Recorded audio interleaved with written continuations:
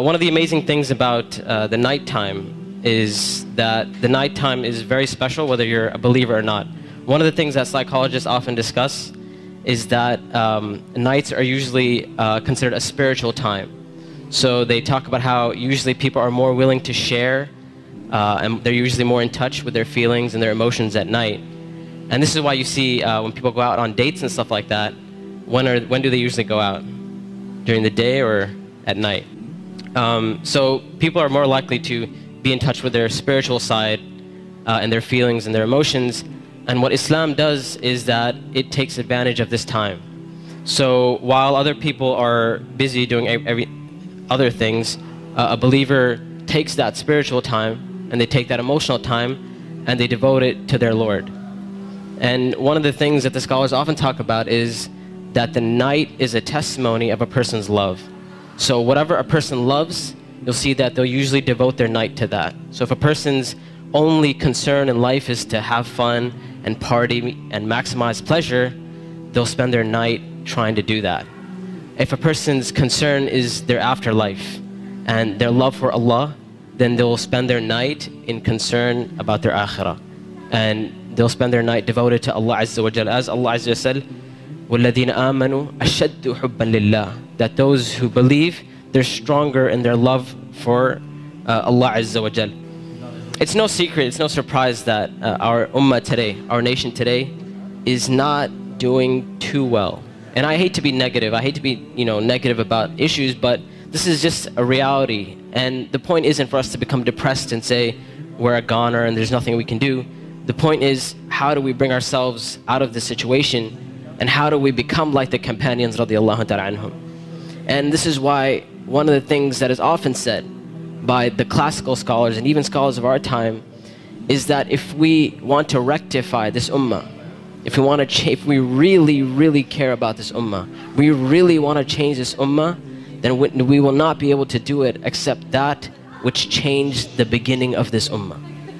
Meaning, if we really care, we really want the ummah to progress. Now, we're Muslims living in the West and we care about Muslims in America, and we really want Muslims to be in a better state. Then we have to look at the sunnah of the Prophet ﷺ and how the companions did it. And it is in that we're going to find our ummah come to life.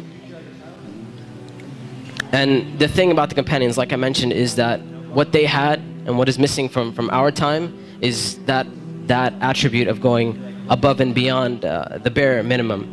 Ibn Abbas radiallahu ta'ala anhuma, he says about the companions, he said, I did not see a single companion. He said, I did not see a single companion except that they would take something from the night. Meaning they would pray some type of qiyam al-layl. And one of the most oft questions I get from young people is, you know what, my iman is just not doing too well. Like, I have a dip in my iman and I just don't feel it anymore. Or a lot of times people who start practicing Islam, they'll have this iman high and they're doing really, really well, and then a time will come where they'll be like, it just doesn't feel the same anymore.